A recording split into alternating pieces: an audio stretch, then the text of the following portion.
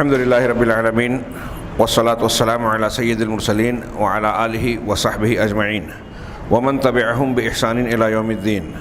أعوذ بالله من الشيطان الرجيم. بسم الله الرحمن الرحيم. القارعة ما القارعة وما أدراك ما القارعة يوم يكون الناس كالفراش المبثوث وتكون الجبال كالعهن المنفوش فأما من ثقلت موازينه فهو في عيشة راضية وأما من خفت موازينه فأمه هاوية وما أدراك ما هي نار حامية. محترم حاضرین، الدروس المہمہ کے سلسلے کا انقطاع ہو گیا کئی دنوں تک. اس کے بعد آج ہمارے سامنے سورۃ القارعہ ہے. القارعہ جس کا معنی ہوتا ہے کھڑکھڑانے والی. قرع یقرع عربی زبان میں ایسی آواز کو کہتے ہیں جو کسی چیز پر مارنے کی وجہ سے آئے. ایک ہاتھ میں نے اس پہ مارا، اس سے جو آواز پیدا ہوئی اس کو قرع سے تعبیر کیا جاتا ہے. اسی لیے قرع الباب، دروازے کو کھٹکھٹانا کہا جاتا ہے. اور قارعہ کوئی ایسی چیز جو انسان پر اچانک، ہر وہ چیز جو اپنی انسان پر اچانک شدت کے ساتھ نازل ہو. یہاں قرآن مجید میں جو القارعہ کہا گیا ہے تو اس کا مطلب اس سے مراد قیامت ہے کہ ایک بہت بڑا حادثہ اور واقعہ جو انسان پر نازل ہوگا اور انسان اس سے انتہائی ہولناکی گھبراہٹ اور بے چینی کا شکار ہوگا. جب ہم قارعہ کہہ رہے ہیں کھڑکھڑانے والی، تو اس سے مراد انسان کے دلوں کو اور اس کے کانوں کو اپنی شدت ہولناکی اور انتہائی سنگینی کی وجہ سے جھنجھوڑ دینے والی. سنگین، اتنی سنگین ہوگی یہ قیامت، اتنی شدید ہولناک ہوگی کہ انسان کے دلوں کو اور اس کے کانوں کو اس کی آواز جھنجھوڑ دے گی، گھبراہٹ اور شدت غم میں مبتلا کر دے گی. اللہ رب العالمین نے فرمایا القارعہ والقارعہ. القارعہ کھڑکھڑانے والی، جیسا کہ میں نے ذکر کیا یہ قیامت کے ناموں میں سے ایک نام ہے. جیسے الحاقہ ثابت ہونے والی، یعنی یہ چیز ہو کر رہے گی. الطامہ، الصاخہ، الطامۃ الکبریٰ، بہت بڑی مصیبت.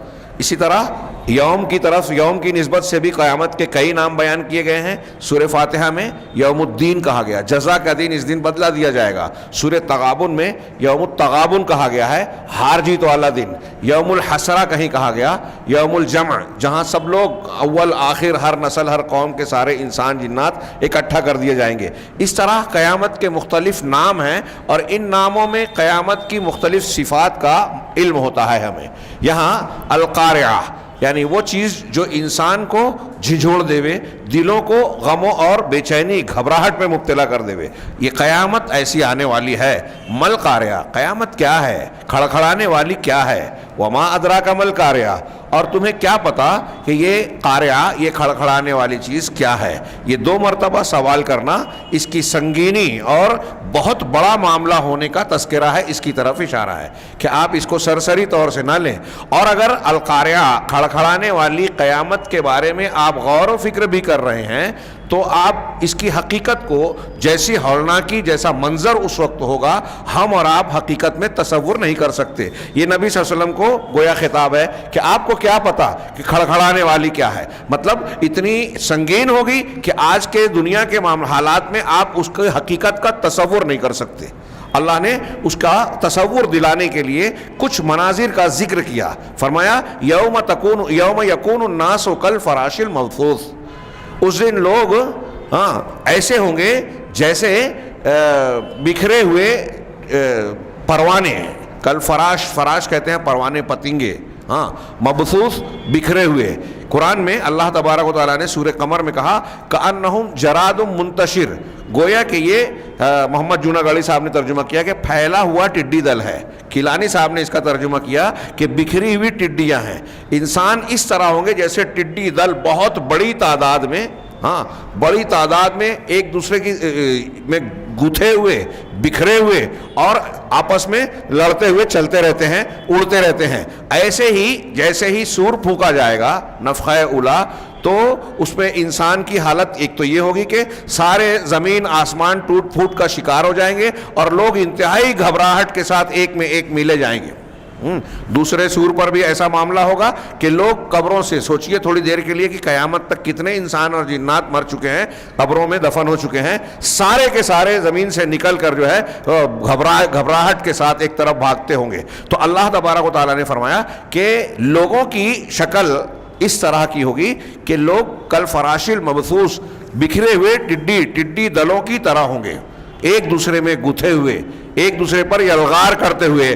ہاں, وَتَكُونُ الْجِبَالُ كَالْعِهْنِ الْمَنْفُوشِ, اور پہاڑ ہوں گے, جبال جبل کی جمع, جب پہاڑ ہوں گے, جو کہ پہاڑ ہم جانتے ہیں کہ یہ بہت سخت ہیں, ایک دوسرے سے بالکل جڑے ہوئے ہیں. اور قرآن نے یہ بتایا مختلف مقامات پہ کہ اللہ تبارک و تعالیٰ نے پہاڑوں کو زمین کے لیے میخ کی حیثیت سے بنایا, اوتادا. ہاں, والجبال اوتادا, اور زمین کو اس لیے بنایا, بعض صورتوں میں کہا کہ قرآن اللہ تعالیٰ نے زمین میں پہاڑوں کو اس طرح سے راسخ کر دیا, بڑے بڑے پہاڑوں کو, کہ زمین ڈگمگاتی اور ڈولتی نہیں. مطلب یہ بیلنسنگ کرتی ہے زمین کو کہ ہم اس پہ سکون سے بیٹھے ہوئے ہیں, چلتے پھرتے ہیں, اگرچہ گردش کر رہی ہے لیکن اس طرح ڈگمگاتی اور ڈولتی نہیں کہ ہمارا چلنا پھرنا دشوار ہو جائے, عمارتیں کوئی چیز ٹھہر نہ سکے. اللہ تبارک و تعالیٰ نے پہاڑوں کو گویا اس طرح سے راسخ کر کے زمینوں میں گاڑا ہے, بنایا ہے. لیکن قیامت کے دن یہ مضبوط ترین اور انتہائی سخت جمے ہوئے پہاڑ کیسے ہو جائیں گے؟ کالعہن المنفوش, دھنے ہوئے رنگین اون کی طرح. عہن کہتے ہیں رنگین اون کو, اون کئی رنگ کے ہوتے ہیں.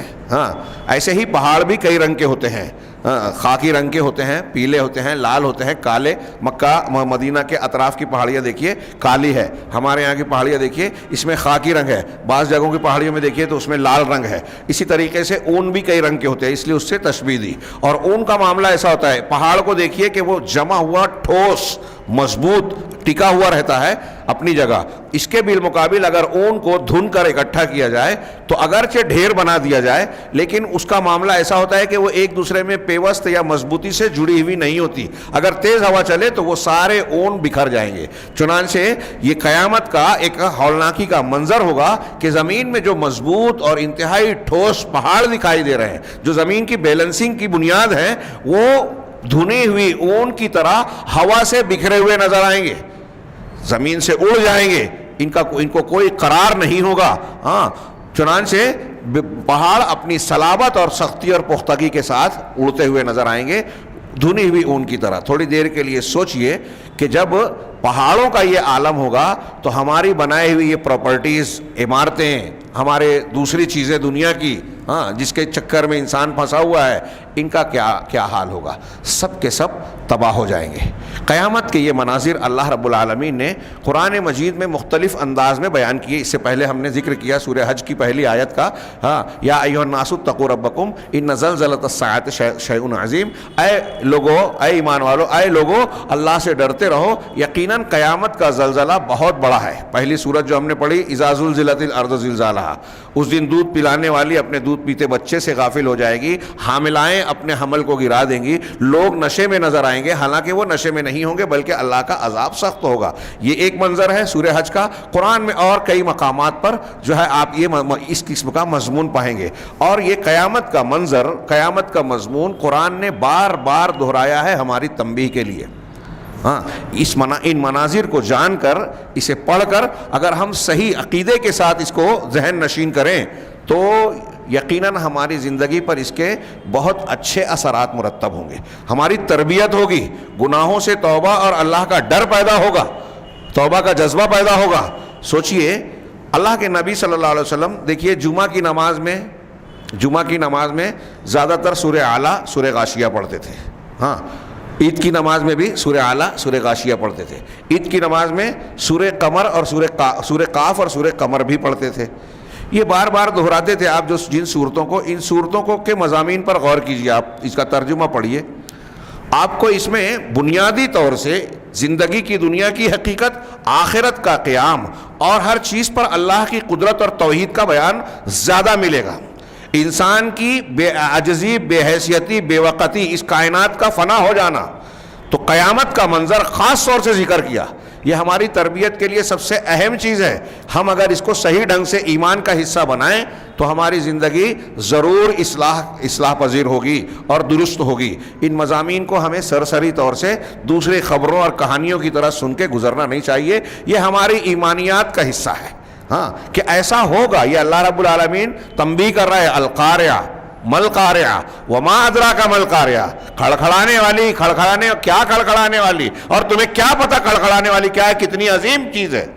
یوم یکون الناس کالفراش المبثوث. سارے انسان پھونکتے ہی سور پھونکتے ہی ہاں بکھرے ہوئے ٹڈی دل کی طرح ہو جائیں گے. وتکون الجبال کالعہن المنفوش. اور یہ بڑے بڑے پہاڑ جو اپنی جگہ پر ٹکے ہوئے ہیں مضبوطی سے, یہ دھنی ہوئی رنگین ہوئی کی طرح ہوا میں اڑتے ہوئے گالے کی شکل میں نظر آئیں گے. اسے تصور میں لائیے, خوف اور دہشت طاری ہو جائے گی. اللہ تبارک و تعالیٰ نے آگے فرمایا فاما, ہاں اب جب یہ معاملہ ہوگا تو اور دوسرا سور پھونکا جائے گا تو پھر اب کیا ہوگا, لوگوں کی دو کیٹیگری بنے گی بنیادی طور سے. فاما من ثقلت موازینہ فہو فی عیشۃ راضیہ. اب اللہ تبارک و تعالیٰ دوسرا سور پھونکے جانے کے بعد لوگ قبروں سے نکل کر موقف اور میدان محشر میں, زمین بدل جائے گی, آسمان اور زمین تباہ ہو جائیں گے, سورج چاند ٹکرا جائیں گے. یہ سارے مناظر کے بعد یہ دوسرا سور جب پھونکا جائے گا, سارے انسان جو مر چکے ہیں پھر سے زندہ اٹھیں گے. یہ بات اس صورت کے مقاصد میں سے ایک مقصد یہی ہے کہ اثبات وقوع البعث, کہ قیامت کے دوبارہ زندہ کیے جانے کو بعث کہتے ہیں. اس بعث کے ثابت کرنا اس میں مقصد ہے اس صورت کا, اور ساتھ ہی ساتھ کائنات کا کہ بکھراؤ کی جو ہولناکی ہوگی اور پھر حساب و کتاب ہوگا. اس کا ذکر اس صورت مختصر سی صورت میں کیا گیا ہے اور بہت ہی جامع انداز میں کیا گیا ہے. اللہ نے فرمایا فَأَمَّا مَنْ ثَقُلَتْ مَوَازِينُهُ. موازین یہ میزان اور موزون دونوں کی جمع ہے. میزان ترازو کو کہتے ہیں, موزون جس کو تولا جائے. تو جس چیز کو تولا جائے چاہے اس کی جمع مانے یا ترازو کے دونوں پلڑے. اب ترازو کے پلڑے میں نیکیاں اور برائیاں ہوگی. اب جس انسان کی نیکیاں, اس کے اعمال صالحہ کا پلڑا بھاری ہوگا, اس سے یہ بھی پتہ چلا کہ قیامت کے دن میزان عمل قائم ہوگا اور اعمال کو تولا جائے گا. بعض روایتوں سے معلوم ہوتا ہے کہ انسان کو بھی تولا جائے گا. یہاں یہ بھی یاد رہے کہ انسان کا وہ عمل جو وزندار ہوگا نیکی کی شکل میں, اس میں وہی عمل اللہ کے یہاں مقبول ہوگا جو ایمان, اخلاص یعنی توحید اور صحیح نیت کے ساتھ کیا جائے اور اللہ کے نبی صلی اللہ علیہ وسلم کی سنت کے مطابق کیا جائے. کافروں کے لیے اعمال کا کوئی وزن نہیں ہوگا. وَلَا نُقِيمُ يَوْمَ الْقِيَامَةِ وَزْنًا. اللہ تبارک و تعالیٰ نے قرآن میں کہا کہ قیامت کے دن ہم ان کے اعمال کا کوئی وزن قائم نہیں رکھیں گے. اور جن لوگوں نے شرک کیا ہے کیا ہے وَقَدِمْنَا إِلَىٰ مَا عَمِلُوا مِنْ عَمَلٍ فَجَعَلْنَاهُ هَبَاءً مَنْثُورًا. سورہ فرقان میں اللہ نے کہا کہ جو کچھ ان لوگوں نے عمل کیا ہوگا ہم ان کی طرف متوجہ ہوں گے اور ان کو بکھرے ہوئے غبار کی طرح بنا دیں گے, کوئی وقت نہیں ہوگی. ہلا دینے والا مضمون ہے, غور کرنے والا مضمون ہے. ان مضامین کی گہرائی میں یا تھوڑی سی تفصیل میں جب ہم جاتے ہیں تو لوگوں کو برا لگتا ہے. ہمارے یہاں آج ہم دیکھ رہے ہیں بہت سارے لوگ دین پر عمل کر رہے ہیں, روزے سارے مسلمان رکھ رہے ہیں, تراویح سارے لوگ اختیار کیے ہوئے ہیں, قرآن کی تلاوت سب طرف چل رہی ہے. لیکن قرآن کے روزوں کا کہ احکامات کی جب بات آتی ہے, تراویح کی سنت کی بات آتی ہے, تو اللہ کے نبی صلی اللہ علیہ وسلم کی سنت اور اللہ تبارک و تعالیٰ کے بتائے ہوئے طریقے کے ساتھ ساتھ ہم دیکھتے ہیں کہ بہت سے لوگ اپنے مسلک, اپنے بزرگ, اپنے فلاں اور فلاں یا ایجاد کی ہوئی عبادتوں اور دعاؤں کو شامل کرتے ہیں. اللہ تبارک و تعالیٰ کے خالص دین میں ملاوٹ کرتے ہیں. جب آپ ملاوٹ والا عمل کر رہے ہیں, بدعت والا عمل کر رہے ہیں, ہر جمعہ کو اللہ کے رسول صلی اللہ علیہ وسلم فرماتے تھے کل محدثۃ بدعہ وکل بدعۃ ضلالہ. ہر نئی چیز جو دین میں اختیار کی جائے بدعت ہے, ہر بدعت گمراہی ہے. اب نئی چیزوں کو لوگ اختیار کرتے ہیں اور اس کو جائز بنانے کے لیے کھینچ تان کر شریعت کو, قرآن و حدیث کی نصوص کو توڑ مروڑ کا شکار بناتے ہیں. میرا ایسا ماننا ہے کہ یہ مضامین القاریہ کھڑکھڑانے والی, تمہیں کیا معلوم کھڑکھڑانے والی, اس مضمون کو اگر یہ بدعت کرنے والے سنجیدگی سے پڑھیں, جان لیں, تو ان کے دل میں اللہ کا ڈر ہوگا اور اللہ کا ڈر انسان کو ان غلط راستوں سے روکے گا. ہمارے وہ علماء جو اپنے کچھ دنیاوی مقاصد کے تحت جانتے بوجھتے حق کو چھپاتے ہیں, بدعت کو بدعت نہیں کہتے بلکہ بدعت کی تائید کرتے ہیں اور بدعت کو بدعت کہنے والوں کی دشمنی اختیار کرتے ہیں, لوگوں کے دلوں میں نفرت پیدا کرتے ہیں, لوگوں کو سنت کے راستے پہ جانے سے روکتے ہیں, اپنے مسلک اور اپنے مکتب فکر کو قوت دینے کے لیے حق کا رد کرتے ہیں, قرآن و حدیث کا رد کرتے ہیں, میں ایسا مانتا ہوں کہ وہ قیامت کے ان مضامین کو مانتے نہیں ہیں, ان کو اللہ کا ڈر نہیں ہے, انہیں اس بات کا ڈر نہیں ہے کہ ان کے اعمال کا وزن قیامت کے دن کیا جائے گا تو کیا بنے گا. اگر وہ حقیقت میں اسے غور کر لے تو دہل جائیں گے اور اپنی اس روش سے توبہ کر لیں گے. ابھی ہم دیکھ رہے ہیں کئی معاملات میں حلالے کا معاملہ اور دوسرے معاملات ہوئے. ابھی تازہ جو کچھ دنوں پہلے معاملہ ہوا عورتوں کو مسجد جانے کا, حکومت کی طرف سے جب اس مسئلے کو میڈیا میں چھیڑا جانے لگا, ہاں, تو اس معاملے میں ہمارے پرسنل لا نے فوراً کہہ دیا میٹنگ کر کے کہ نہیں, عورتوں کو مسجد جانے کا حق ہے. ہاں, حنفی دیوبندی بریلوی ان کی طرف سے بیان آ گیا. آج تک یہ جھگڑا تھا اہل حدیث اور احناف میں اختلافی مسئلہ بنا کر پیش کیا. میں اکثر کہا کرتا تھا کہ اگر قرآن و حدیث کی روشنی میں دیکھا جائے تو یہ اختلافی مسئلہ ہے ہی نہیں. عورتوں کے مسجد جانے سے روکنے والی کوئی دلیل قرآن و سنت سے ثابت ہی نہیں ہے. عقلی باتیں لوگ کرتے ہیں اور وہ بھی انتہائی کمزور باتیں. اس معاملے میں منع کرنے والوں کا پہلو انتہائی کمزور ہے.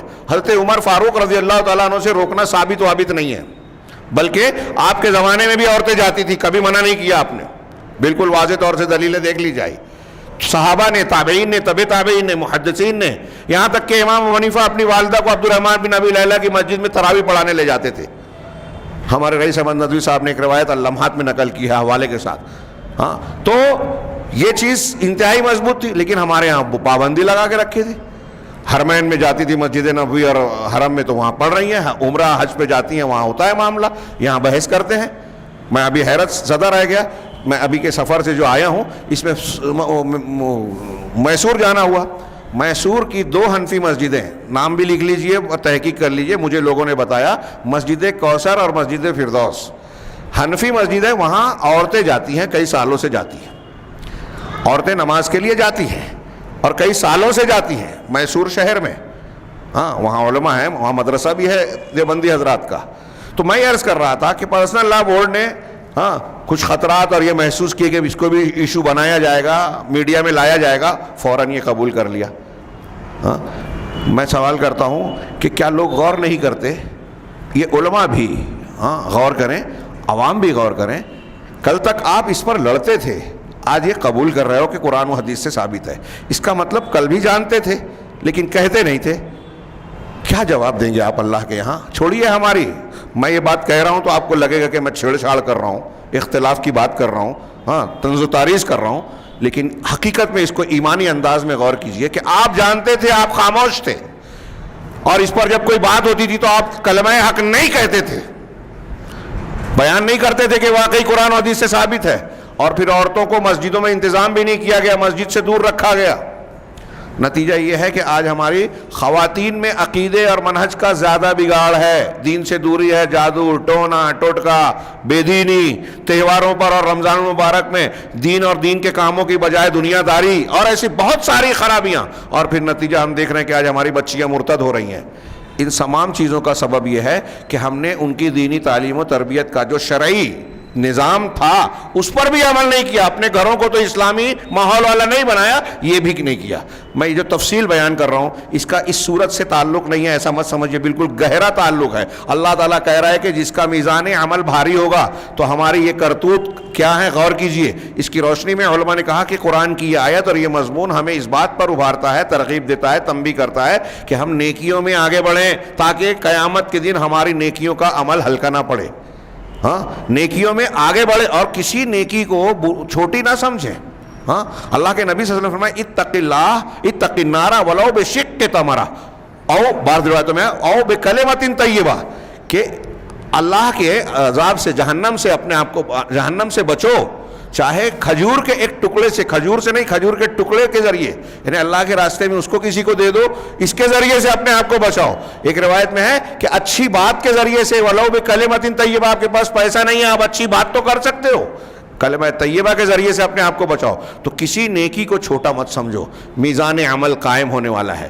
ہاں ہمارے یہاں عقلیت پسند لوگ آج بہت سارے موجود ہیں جو عقل میں نہیں آتی تو قرآن حدیث کی چیزوں کو کہتے ہیں یہ ہماری سمجھ میں نہیں آتا. کسی کو عذاب قبر سمجھ میں نہیں آتا, کسی کو اللہ کے رسول صلی اللہ علیہ وسلم کے اسراء اور معراج کا سفر سمجھ میں نہیں آتا, کسی کو جو ہے حضرت موسیٰ علیہ السلام کے کپڑوں کا پتھر کا چلنا جو بخاری کی روایت ہے نہیں سمجھ میں آتا, کسی کو حضرت سلیمان علیہ السلام کا ایک رات میں اپنی تمام بیویاں جو 99 یا 90 تھی ان کے پاس جانا سمجھ میں نہیں آتا, اور اس بنیاد پر وہ انکار اور رد کر دیتے ہیں. اسی بنیاد پر معتزلہ نے کہا ماضی میں کہ ارے عمل کوئی ایسی چیز تو ہے نہیں کہ یہ وزن دار چیز ہے, اس کو اٹھا کے آپ رکھ دے اور تول لو کتنے کلو اور کتنے گرام کا ہے معلوم کر لو, تولہ ماشا کر لو. اس لیے انہوں نے کہا کہ میزان نہیں ہوگا, میزان کا رد کر دیا اس لیے کہ عقل میں نہیں آتی تھی. لیکن صحابہ نے, تابعین نے, تابع تابعین نے, محدثین نے مانا. آپ دیکھیے امام بخاری نے آخری حدیث میں میزان کا ذکر کر کے ان کا رد کیا اور حدیث پیش کی باب باندھ کر, کلمتان حبیبتان الی الرحمن, ہاں خفیفتان علی اللسان ثقیلتان فی المیزان, حبیبتان الی الرحمن ثقیلتان فی المیزان خفیفتان علی اللسان, کہ دو کلمے ہیں جو رحمان کو حبیب ہیں, محبوب ہیں, ہاں میزان میں بہت بھاری ہیں. ان کلمے کو میزان میں رکھا جائے گا تو بہت وزندار رہیں گے, ہاں, اور زبان پر بہت ہلکے ہیں, آپ کے لیے مشکل بھی نہیں ہے اس کو ادا کرنا. کون سے دو کلمے؟ سبحان اللہ و بحمدہ, سبحان اللہ العظیم. آخری حدیث بخاری کی. یہ اس بات کیا میزان کا. اس دور میں معتزلہ کی سمجھ میں نہیں آتا تھا کہ سبحان اللہ الحمدللہ ہم کہیں تو یہ کیسے ترازو میں تولے گا. آج کی تحقیقات میں سائنس والوں نے ایسی چیزیں بنا لی ہیں کہ بہت سی چیزیں جو نظر نہیں آتی اس کا وزن کیا جاتا ہے. یہ ہوا ہمارے ارد گرد ہے, اس کا وزن کرتے ہیں. ہوا سے بھاری اور ہوا سے ہلکی کون کون سی گیس ہے یہ انسان آج تولتا ہے, وزن کرتا ہے. ایسی بہت سی چیزوں کا وزن, بہت سی چیزوں کو کیمرے میں قید کرنا جو ہمیں ننگی آنکھ سے دکھائی نہیں دیتی, انسان یہ کر رہا ہے. اللہ رب العالمین نے یہ طاقت انسان کو دی, تو اللہ کی قدرت تو لامحدود ہے, ناقابل تصور. وہ علی کل شیء قدیر, اللہ ہر چیز پر قدرت رکھتا ہے. آج معتزلہ زندہ ہوں تو یہ ماننے بغیر چارہ نہیں ہے, اور یہ عقلیت پسند آج اس کو معتزلہ کے اس موقف کو اختیار کریں تو لوگ انہیں ان پر ہنسیں گے, رد کریں گے. ایسے ہی جن جن چیزوں کو وہ آج نہیں مان رہے ہیں, ہاں بہت سی چیزیں ثابت ہوگی اور قیامت کے دن اپنی آنکھوں سے دیکھیں گے.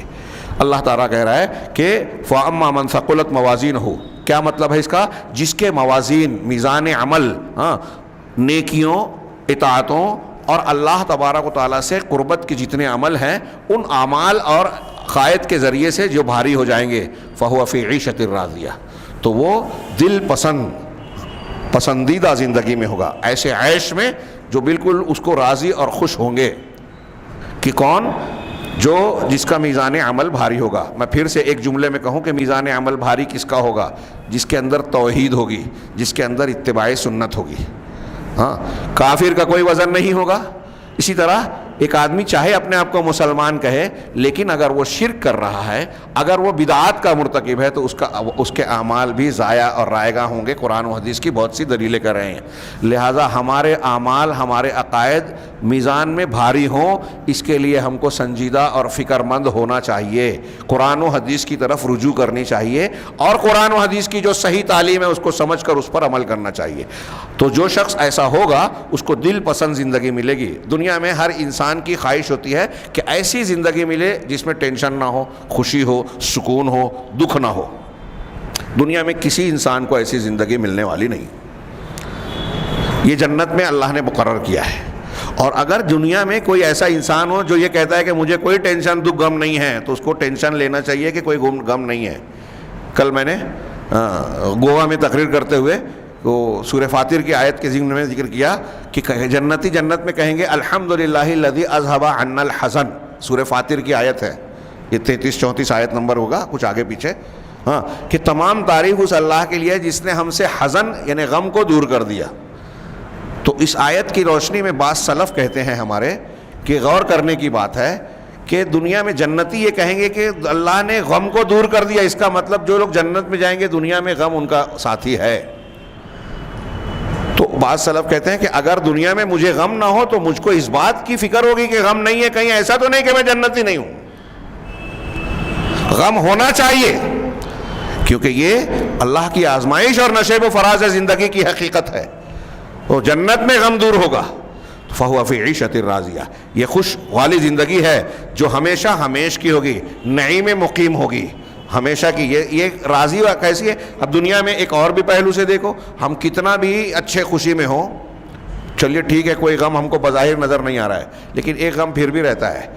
ہاں, آپ نے بہت پراپرٹی بنا لی, زمین خرید لی, اور آپ کی اولاد ہے, رشتہ دار ہیں, فلاں ہیں, سب کچھ ہے, لیکن ایک غم یہ پھر کھایا جاتا ہے کہ اتنا کما لیا, بنا لیا, لیکن مرنے والے ہیں. مر جائیں گے تو سب پھر چھوٹ جائے گا, تو مر جائیں گے اور وہ پراپرٹی ہماری دوسرے کے ہاتھوں میں تقسیم ہو جائے گی, وارثین لڑیں گے. تو یہاں ہمیشگی نہیں ہے, یہ خود ایک دکھ کی بات ہے انسان کے لیے.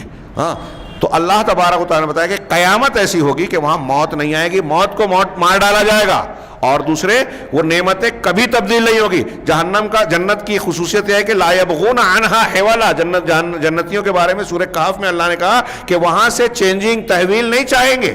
دنیا میں آپ کتنی بھی اچھے, کل گوا میں یہ بات بھی آئی تھی, ہاں, کہ آپ یہاں رہتے ہو, بہت پرفضا ہے, لوگ یہاں تفریح کے لیے آتے ہیں, لیکن یہاں رہنے والے سوچتے ہیں چینجنگ کے لیے کہیں اور چلے. تو دنیا میں آپ کتنی بھی اچھی جگہ رہے, چینجنگ, تبدیلی چاہتے ہیں, لیکن جنتی جنت میں چینجنگ نہیں چاہیں گے. کیسی خوشنما ذات ہوگی یہ, اور اس کی فضیلت ہمیشہ. اور پھر مادی نعمتوں کے ساتھ معنوی, فلا تعلم ما اخفی لهم من قرۃ عین, کوئی نفس نہیں جانتا کہ جنت میں آنکھوں کی ٹھنڈک کے کیسے کیسے سامان ہیں. چنانچہ یہاں شیخ عبدالرزاق نے ایک حدیث نقل کی آخر میں, اور کہا کہ اللہ تبارک و تعالیٰ عیشت الراضیہ, رضامندی کی زندگی, پسندیدہ زندگی کی تشریح کرنے کے لیے, یہ مسلم شریف کے حضرت صہیب رضی اللہ تعالیٰ عنہ سے روایت ہے کہ اللہ کے رسول نے فرمایا اذا دخل اہل الجنت الجنہ, جب جنتی جنت میں داخل ہو جائیں گے, یقول اللہ تبارک و تعالی, تو اللہ تعالیٰ ان سے کہے گا تريدون شيئا ازیدکم, ازیدکم, تم کچھ اور چاہتے ہو جو میں مزید بڑھا کر تمہیں دوں, جنت میں جو نعمتیں دی ہیں اس میں کچھ اور چاہیے جو میں بڑھا دوں, آپ کو دے دوں. تو جنتی کیا کہیں گے, الم تبیض وجوہنا الم تدخلنا الجنت وتنجنا من النار, کیا تو نے ایسا نہیں کیا کہ ہمارے چہروں کو روشن بنا دیا, ہمارے چہرے چمک رہے ہیں, روشن بنا دیا, خوبصورت بنا دیا, اور جنت میں ڈال دیا تو نے, اور جہنم سے بچا لیا, نجات دے دی. یہ تو کافی ہے پروردگار, غور کیجئے. جنتی کوئی اللہ پوچھے گا کچھ اور چاہیے تو کہیں کچھ نہیں چاہیے. دنیا میں اللہ کے رسول نے فرمایا کہ اگر ایک وادی بھر کے سونا انسان کو مل جائے تو دوسری کی تمنا کرے گا, یہاں تمنا ختم ہی نہیں ہوتی, پیٹ بھرتا ہی نہیں انسان کا. لیکن جنت ایسی جگہ ہے جہاں تمنا مر جائے گی, خواہش نہیں رہے گی, اتنی لذیذ چیزیں, ایسی نعمتیں جو انسان نے تصور کیا اس سے بڑھ کر. تو کہیں گے کہ یہ تو نے اتنے بڑے احسان و کرم کیے, اب ہمیں کیا چاہیے. تو اللہ تبارک و تعالیٰ کہے گا, بعض روایتوں میں وضاحت ہے کہ اس سے بڑھ کر, ان سب چیزوں سے بڑھ کر نعمت دوں. چنانچہ فیکشف الحجاب, اللہ حجاب کو ہٹا دے گا, اپنے اور جنتیوں کے درمیان سے جو بیچ کا حجاب ہے وہ ہٹا دے گا. فما اعطوا شیئا, اور اللہ کا دیدار ہوگا. چنانچہ اگلا جملہ ہے, اللہ کے رسول نے فرمایا فما اعطوا شیئا احب الیہم من النظر الی ربہم, چنانچہ انہیں اپنے پروردگار کے دیدار سے بڑھ کر محبوب کوئی دوسری نعمت نہیں ہوگی. جنت کی نعمتیں بھی جو ناقابل تصور ہے, ان تمام نعمتوں سے بڑھ کر ان کے نزدیک پسندیدہ یہ بات ہوگی کہ رب کریم کے وجہ کریم کا دیدار ہوگا, اس کی ذات کا دیدار میسر آئے گا. یہ عیشت الراضیہ کا ہلکی سی تفصیل ہے. یعنی یہاں اس میں جو بڑی نعمت کے پہلے ذکر ہے کہ جنتی کہیں گے کہ ہم کو تو سب کچھ مل گیا, اب کوئی تمنا, کوئی آرزو باقی ہی نہیں رہی. آخری جملہ وَأَمَّا مَنْ خَفَّتْ مَوَازِينُهُ, دوسرے انسانوں کا معاملہ کہ جن کا میزان عمل ہلکا ہو جائے گا, یعنی اس کی نیکیوں کا پلڑا اونچا ہوگا. بڑی بدقسمتی کی بات ہوگی, ہم جی رہے ہیں, اللہ نے کیسی کیسی فضیلت دی ہے, ہم کو جنت سے بچانے کے کتنے موقع دیے, یہ رمضان دیا, ہاں, اس میں نیکیوں کا درجہ بڑھا دیا. اس میں ایک روزہ, عام روزے کے بارے میں بھی کہا کہ ایک روزہ آپ رکھو گے تو 70 سال کی مسافت کا فاصلہ آپ کا جہنم سے دور ہو جائے گا. ایک روزہ, اور عام روزہ, یہ تو رمضان کا روزہ اور فضیلت والا ہے. قرآن کا ایک لفظ پڑھے 10 نیکی اور 700 گنا تک اللہ دیتا ہے. علامہ ابن کثیر نے نقل کیا بعض سلف سے کہ امت محمدیہ کی یہ فضیلت اور خصوصیت ہے نا, یہ کل بنی آدم کل عمل ابن آدم یضاعف, حدیث قدسی, ہاں, کہ ہر بنی آدم کا, انسان کا ہر عمل گناہ در گناہ ہوتا ہے, 10 سے لے کے 700 تک اور اس سے بڑا, سوائے روزے کے, اور میں وہ میرے لیے میں اس کا بدلہ دوں گا. یہ حدیث سنی آپ نے, حدیث قدسی. تو آپ سوچئے کہ اللہ تعالیٰ ہر نیکی کا امت محمدیہ کو کم سے کم 1 کا 10 دے گا. 1 کا 10 طے ہے, اس سے بڑھائے جس کی جیسے جذبہ ہوگا, دل کی کیفیت ہوگی, موقع محل ہوگا تو اور درجہ بڑھتا جائے گا. آپ کا خلوص اور جذبہ بڑھ گیا تو دیکھیے صحابہ کرام کا 1 مد آدھا مد, اللہ کے رسول نے کہا بعد والے احد پہاڑ کا سونا بھی خرچ کریں گے تو اس کے برابر نہیں ہوگا. تو موقع ہوتا ہے. 1 کھجور ایک عورت نے 2 بچیوں کو کھلا دی اپنی, اللہ کے رسول نے فرمایا کہ اس کی وجہ سے اللہ نے اس کو جہنم سے آزاد کر دیا, جنت میں داخل کر دیا. تو موقع اور محل. اب ہم کو علامہ ابن کثیر کہتے ہیں کہ وہ شخص کتنا بدقسمت ہے کہ قیامت کے دن جس کا عمل کا وزن ہو تو جو 1 کا 10 ہے, یعنی نیکی ہم کر رہے ہیں تو وہ 1 کی تو 10 ثواب ملے گا, 1 نماز پڑھی 10 نماز کا اجر ملے گا, 5 نماز کا 50 کا اجر ملے گا. تو جس کا 1 کا 10 ہلکا پڑ جائے اور 1 کا 1 گناہ کریں گے تو 1 ہی گناہ لکھا جائے گا, تو 1 کا 1 ہی ہے. تو 1 کا 1 بھاری پڑ جائے اور 1 کا 10 ہلکا پڑ جائے, کتنی بدقسمتی کی بات ہے. یہ عام اعمال کی بات ہے. ہم کو رمضان بھی مل رہا ہے, لیلۃ القدر بھی مل رہی ہے, اور پھر بھی اگر ہم نے محرومی کا راستہ اختیار کیا, لیلۃ القدر چھوڑ کے 15 شعبان کو جشن منا رہے ہیں, محنت کر رہے ہیں, رات کو عبادت کر رہے ہیں, جس کی کوئی حیثیت نہیں ہے, جب بدعت والے دن کریں گے تو کہاں سے اجر ثواب ملے گا. اور سنت والے دن جو ہے وہ مارکیٹ میں رہیں گے, عید کی تیاری کر رہے ہیں. کون سی عید کی تیاری؟ کپڑے کی, زیور کی, کھانے پینے کی, سوئیوں کی, اور نہ جانے کیا کیا خرافات. میں یہ نہیں کہتا کہ وہ ناجائز ہے, لیکن ہمارے لیے رمضان المبارک جنت خریدنے کا موسم ہے, نیکیوں کا موسم بہار ہے. بڑھ چڑھ کر نیکیاں کرنا چاہیے. اللہ کے رسول ہم آخری عشرے میں اعتکاف کرتے تھے, ہم آخری عشرے میں خریداری کرتے ہیں, بیچتے ہیں. شارٹ کٹ میں تراویح پڑھ کے فرصت حاصل کرنے کی کوشش کرتے ہیں. کتنی بدقسمتی اور محرومی کی بات ہے. اللہ تعالیٰ نے فرمایا وَأَمَّا مَنْ خَفَّتْ مَوَازِينُهُ, جس کے موازین وزن یا ترازو کا پلڑا, نیکیوں والا پلڑا ہلکا پڑ جائے گناہوں کی وجہ سے, معاشیت کی وجہ سے, اللہ کی نافرمانی کی وجہ سے. اب اس میں سر فہرست شرک ہے. اگر شرک اکبر ہے تو پھر تو ختم, ساری نیکیاں برباد. بدعت ہے, خرافات ہیں. تو جس کا نیکی کا پلڑا ہلکا پڑ گیا فَأُمُّهُ ہاویہ, تو اس کی ماں ہاویہ ہے. اس کا ٹھکانہ ترجمہ کرتے ہیں, لیکن اللہ نے کہا ماں. ماں کیوں کہا؟ ماں بچوں کو کوئی پریشانی ہو, تکلیف ہو, ڈر جائیں تو اپنی ماں کی گود میں سمٹ کر جو ہے پناہ لیتے ہیں. کافر, گنہگار, سرکش لوگ, اللہ تعالیٰ نے جہنم کو ان کی ماں بنایا کہ ان کو وہیں ٹھکانہ ملے گا. تو کہا ماں ان کی ہاویہ ہے. ہوا یا ہوی کا معنی ہوتا ہے اوپر سے نیچے گرنا, اور ہاویہ کہتے ہیں گہرے کنویں کو یا گہری کھائی کو.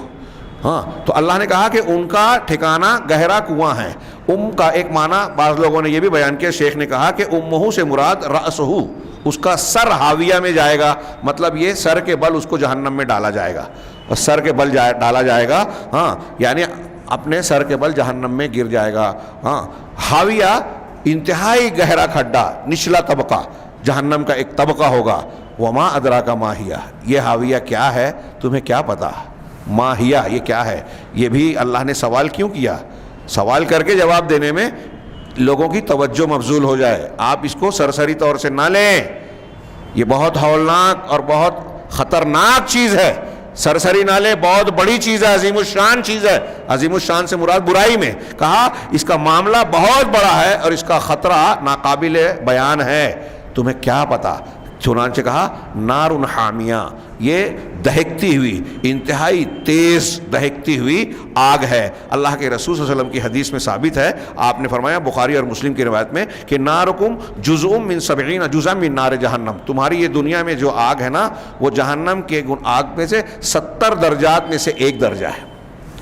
70 حصے اگر کیے جائیں جہنم کی آگ کے تو اس میں سے ایک درجہ ہے. یہاں اتنی ہی نقل کیا بخاری وغیرہ میں جو روایت ہے, صحابہ نے کہا کہ انکانت لکافیہ یا رسول اللہ, اللہ کے رسول جلانے کے لیے تو یہ دنیا والی آگ ہی کافی تھی. آپ نے فرمایا ہاں ولیکن فضلت نار جہنم ب69 جزءا من نارکم او کما قال, لیکن جہنم کی آگ کو دنیا کی آگ سے 69 گنا زیادہ فضیلت اور زیادتی دی گئی ہے, اور ہر ایک حصہ اپنی شدت میں ویسا ہی ہوگا جیسے دنیا, اور پھر وہ دنیا جہنم کی آگ ڈامر تارکول سے زیادہ کالی ہو گئی. کتنی بھیانک ہے. آدمی سوچے گا کہ اس آگ سے تھوڑی دیر میں ہم کوئلہ ہو کے وہ ہماری چمڑیاں جھلس جاتی ہیں تو پھر احساس ختم ہو جائے گا. تو جہنم میں جب اتنی شدید آگ ہے تو کیا ہوگا؟ وہ اللہ رب العالمین چمڑیاں موٹی کرے گا اور انسان کے احساس سے عذاب میں کمی نہیں ہوگی. لا یخفف عنہم العذاب، ان کے عذاب میں کوئی تخفیف نہیں ہوگی. اللہ تبارک و تعالی ہمیں اس قارعہ اور اس میزان عمل میں اعمال کے وزن کے وقت کامیاب ہونے والوں میں شامل فرمائے. وآخر دعوانا ان الحمد للہ رب العالمین والسلام علیکم.